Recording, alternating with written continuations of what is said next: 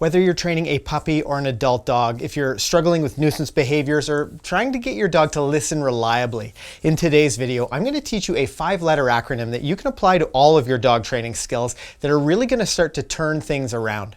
It's time to start training smart. I'm Ken Steep, and welcome back to McCann Dogs. Here in our training facility, we've helped more than 90,000 dog owners to overcome the same dog training challenges that you have. So if this is your first time on the channel, make sure you hit that subscribe button so that I can help you to have a well-behaved, four-legged family member. Listening skills are a big part of your dog training plan. You don't work on listening skills and work with distractions so that your dog becomes a robot. You do these things early on so that your dog can have more freedom.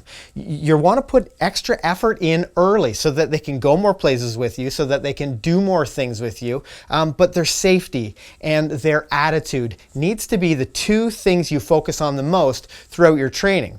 If you aren't sure if they're going to listen, or if you're not sure if they're going to be too distracted in any given situation, you need to have a plan. You should know what to do to set them up to be successful, but you also need to know what to do when things go wrong. And that's how you're going to train SMART. Now, the first letter in your SMART training plan is S, and S stands for supervision. Supervision is the key to making all of your training efforts work. If you don't see something happen, you can't fix it. For example, if your puppy sneaks into the living room and has a pee, and you don't catch them in the act, there's absolutely no way to fairly train through that. But the same thing goes for your adult dog who might be digging in the garden or barking in your yard at the neighbor's dog. If you think that reactively yelling out the window when they start to bark is going to quickly fix that problem, you're going to need to rethink your entire training strategy. To be a good dog trainer for your dog, you need to supervise them when they're likely to make these kinds of mistakes. This won't be required forever. But while they're in the learning phase, while they're learning what the rules are, you need to be out there with them to let them know what is right and what is wrong. With good information, all of these training challenges are going to be short-lived, but the key to training through these challenges is you need to be supervising your dog.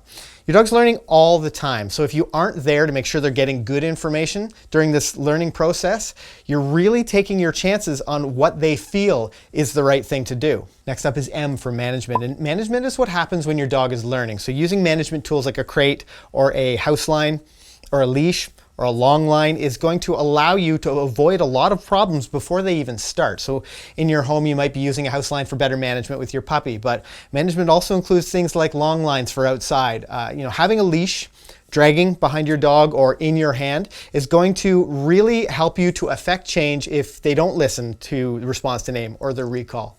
But good management also includes things like using a crate if you can't supervise your dog during the training process. These are the tools that will help you to avoid coming home to your couch being entirely chewed to pieces, or your puppy's house line. If they grab a sock and they run under the kitchen table, you can affect change. Having a leash on your dog when you're outside will allow you to steer them away from distractions when they don't respond to their name or when they're barking and pulling toward another dog at the park. You mustn't overlook how important these management tools are when you have a dog in training. Remember, dogs will naturally do whatever it is that they find rewarding. And if they aren't listening to you because they find it more rewarding to play a big game of catch me if you can, you need to be a better leader. You need to use your house line and interrupt those kinds of behaviors. Until your dog has a reliable recall or response to their name, make sure they are wearing a long line or dragging a leash when they're outside. That way, if you need to intervene or interrupt, you'll have a way to do that with good timing. And the really nice part about good management is that the more consistent you are, the sooner you'll get reliable results, and the sooner you'll be able to give your dog more freedom, because they'll be listening reliably in these busy environments. It's like training wheels on a bicycle. They're there for a short period of time, but once you get things figured out and once your dog gets things figured out, you can remove them. The A in your SMART training stands for anticipate. Now, by now you'll likely have some idea of your dog's strengths and weaknesses, and this means that you'll be able to have some idea when they might not listen, or at the very least, you might not be 100% sure that they'll listen. And if this is the case, don't set your dog up to fail. Anticipation is all about setting the stage for a good learning opportunity for your dog in training, and never putting your dog in a position where they have no chance of being successful. The R in your SMART training stands for redirect. Stop your dog from doing the things you don't like maybe not listening to you, completely ignoring you. Since you'll have an emergency brake on your dog using your leash or your long line, the redirect is all about affecting change. So using your leash or your long line, you can turn your dog away from the distraction, get more focus back on you. Now, if you call their name and they don't respond, you can use the leash like a tap on the shoulder from 6 feet away. Get their attention back on you and then pour on the praise. Really get them engaged with you. Really start to show them that hearing that word means great things are coming from you.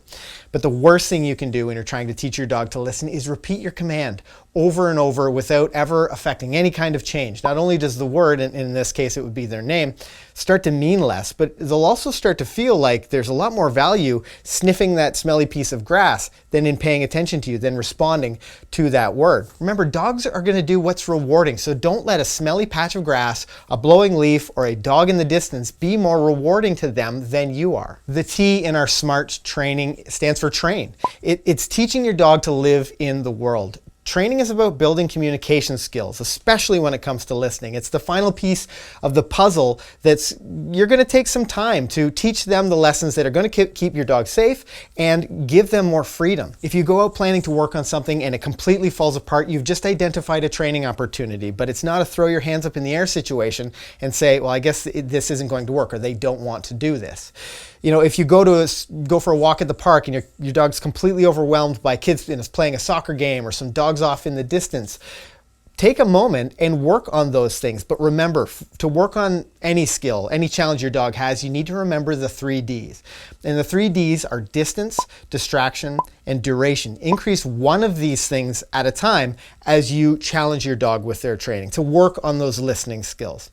The whole time you're being sure that if your dog fails, you have the management tools in place, a leash or a line, so that you can immediately show them how to be successful. Remember, dogs are going to do whatever it is that they find rewarding. So the next time you approach a challenge like that, you increase the distance, or you decrease the duration, or you manage that amount of distraction. But you really need to show them that listening to you is way more valuable than choosing to go do their own thing. Now that you can train smart, I want you to check out this video beside me where we work on some listening skills with a Labrador Retriever puppy, and we teach her to stop pulling on her leash and get more attention back on her handler.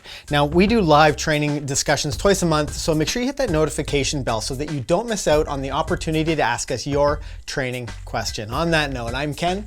Happy training.